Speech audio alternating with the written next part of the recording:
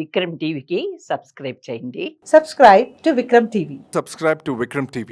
Subscribe to Vikram TV. Subscribe to Vikram TV. Please like, share and subscribe to Vikram TV. Revanth Reddy ముఖ్యమంత్రి అయిన తర్వాత real estate పడిపోయింది కదా, వీళ్ళు కావాలని చేసిరా లేకపోతే అది అనుకోకుండా జరిగింది? ఆంధ్రాను పెంచాలని, ఏపీ పెంచాలని ఈరోజు చంపేస్తుండ్రు. టీడీపీ ఆయన గురు బ్రదర్, ఆయన గురు. కాబట్టి ఇవాళ కోడంగల్కి వెళ్ళి రేవంత్ రెడ్డి రాజీనామా చేస్తే రేపు డిపాజిట్ రాదు. ఈరోజు కాంగ్రెస్ పార్టీ చరిత్ర ఏముండే? ఇండ్లు కట్టిన చరిత్ర, ఇందిరమ్మ ఇండ్లు అంటారు, భూములు పరిచిన చరిత్ర, ఎస్ఐన్ భూములు పంచిన అంటారు. ఇవన్నీ చరిత్ర ఏంటి? ఎస్సీ ఎస్టీల భూములు గుంజుకున్నావు, లగిచర్ల ఇండ్లు కూడా కొడుతున్నావు, హైదరాబాద్తోని బతుకులు గుంజుకుంటున్నావు. కాబట్టి ఈరోజు స్పష్టంగా బ్రదర్ నేను చెప్పేది ఏది కూడా చీకటి కాదు. అన్నీ కళ్ళకు 2 నిమిషాలు ఓపిక పడితే గూగుల్లో కనబడతాయి, ఓపిక పోయి చూస్తే బతుకులు కూడా కనబడతాయి. సరే, మనం ఎమ్మెల్సీ ఎన్నికల విషయానికి వస్తే కరీంనగర్, నిజామాబాద్, ఆదిలాబాద్, మెదక్ సంబంధించి కాంగ్రెస్ పార్టీ కానీ బీజేపీ కానీ మంచి బడాబాబులకు డబ్బు ఉన్నటువంటి వ్యక్తులకు టికెట్లు ఇచ్చింది. దీన్ని ఎట్లా చూడాలి అసలు? ఎందుకు నిలబడ్డోళ్ళంతా వ్యాపారవేత్తలే, ఎవరి కోట్లు తక్కువ లేరు బ్రదరు.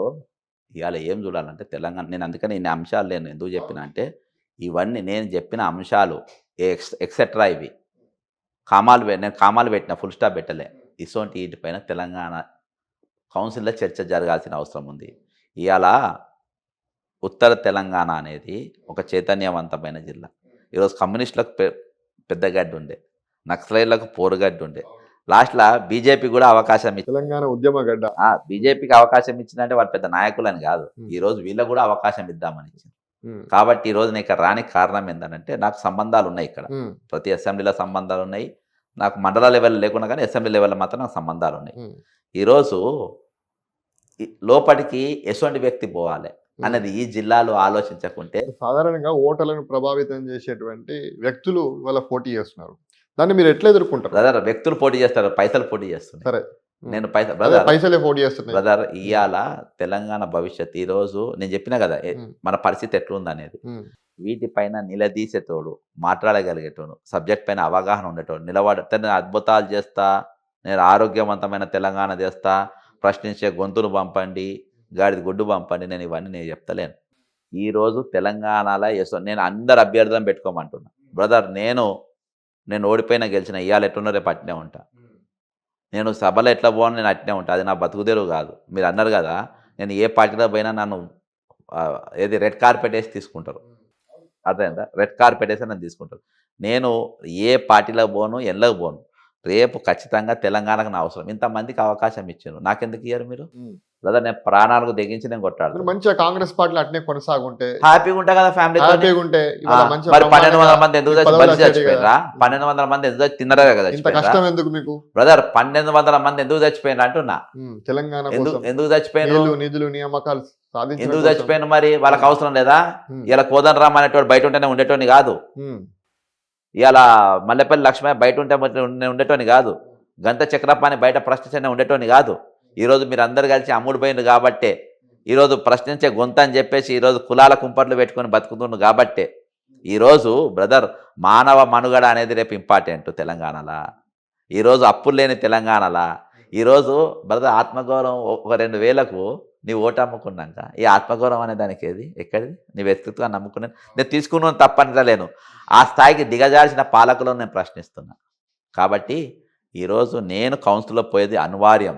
పంపాల్సిన బాధ్యత తెలంగాణ ప్రజానీకం పైన ఉంది. ఇప్పుడు బక్కా జడ్సన్ ఎమ్మెల్సీ బరిలో ఉన్నాడు కాబట్టి బీఆర్ఎస్ పోటీ చేస్తలేదా మీకు సపోర్ట్ చేయనికే? తప్పేమున్నది? నాకు సపోర్ట్ చేసే తప్పేమున్నది? చేయొచ్చు. అంటే బీఆర్ఎస్ శ్రేణులంతా మీకే సపోర్ట్ చేస్తారు అనుకుంటున్నారా ఇండైరెక్ట్ గా? అందుకే బరిలో ఉంచలేదా బీఆర్ఎస్ పార్టీ? నేను ఒక పార్టీ కాదు, ఈరోజు కాంగ్రెస్ పార్టీ రుణపడి ఉంది నాకు. కాంగ్రెస్ పార్టీ కార్యకర్తలు అందరూ కూడా ఈరోజు అనాథాలు లెక్క ఉన్నారు. కాంగ్రెస్ మొన్న మీరు ఒక మాట అన్నారు నిన్న కాక మొన్న ఒక దానిలో, కాంగ్రెస్ పార్టీ ఇప్పుడున్న కాంగ్రెస్ పార్టీ అసలు కాంగ్రెస్ పార్టీ కాదన్నారు. కాదు. ఎట్లా కాదు చెప్తాను. ఈరోజు ఒరిజినల్ కాంగ్రెస్ వాళ్ళు అందరూ తెల్ల రేషన్ కార్డులు అప్లై చేసుకున్నాం. మనం బిలో పావర్టీ లైన్ ఉంటారు కాంగ్రెస్ కార్యకర్తలు. ఈరోజు బిలో పావర్టీ లైన్ వాళ్ళ నీగలు చూసినట్టు చూస్తున్నారు. వాళ్ళ ఏం తమే బాగున్నావా అని బుద్ధం మీద చేయేస్తారు కానీ పని చేయరు. అర్థమైందా? కరీంనగర్ కాంగ్రెస్ కార్యకర్తలకు పైరవులు చేసుకునే అవకాశం ఇవ్వనా మీ ఉద్దేశం? బ్రదర్ పైరవు అనేది కాదు. ఈ రోజు వాళ్ళు ఊర్లల్లా వాళ్ళ మనుగడ కాపాడాల్సిన అవసరం ఉంది. వాళ్ళ గ్రామాలల్లా వాళ్ళకు విలువ ఇవ్వాల్సిన అవసరం ఉంది. ఊర్లో వాళ్ళు ఒక పని మీద తీసుకుపోతారు, ఒక పని మీద పోతారు. ఆ పని వాళ్ళకి చేయాల్సిన బాధ్యత మీ పైన ఉన్నది. ఒక సీసీ రోడ్డే కావచ్చు, ఒక గురుకుల స్కూలే కావచ్చు, లేకుంటే అందులో వసతులే కావచ్చు. బ్రదర్ కాంగ్రెస్ కార్యకర్త అంటాడు ఎప్పుడు కూడా సంపాదన కోసం ఆశపడాడు, గౌరవం కోసం, గుర్తింపు కోసం ఆశపడతాడు.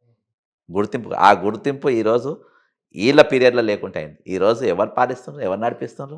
ఒక వేం నరేందర్ రెడ్డి హుయిజీ ఓటుకు నోట్ల ఏటు, సీతక్క ఎవరు? టీడీపీకి వచ్చిన ఆమె. ఈరోజు Panchayati Raj the most corrupt, revenue తర్వాత ఫైనాన్స్ తర్వాత ది మోస్ట్ కరప్ట్ డిపార్ట్మెంట్ అంటే పంచాయతీరాజ్. ఈరోజు హైలైట్ హైఫైగా నేను విజిలెన్స్ వల్ల కూడా కంప్లైంట్ ఇచ్చిన. భీమవరం అని ఒకరిని పెట్టుకొని ఈరోజు నడిపిస్తున్నారు, లోకేష్ కుమార్ అనే సెక్రటరీని పెట్టుకొని. కాబట్టి బ్రదర్ ఇవి రోజుల తరబడి జరుగుతూ ఉంటాయి. ఈరోజు కొనసాగుతుంది. 2014 వెళ్ళి ఈ రోజు వరకు అప్పులు తేవడం కొనసాగుతుంది. తెలంగాణ బ్రతుకు రోడ్డు మీద ఈడ్చడం కొనసాగుతుంది.